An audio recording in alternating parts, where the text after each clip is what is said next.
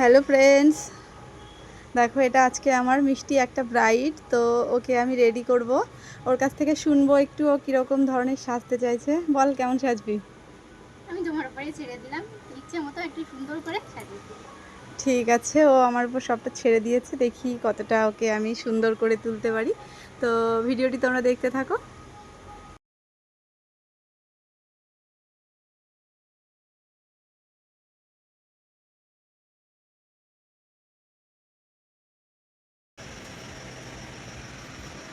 তো দেখো বন্ধুরা, এটা হচ্ছে ওর ফাইনাল লুক।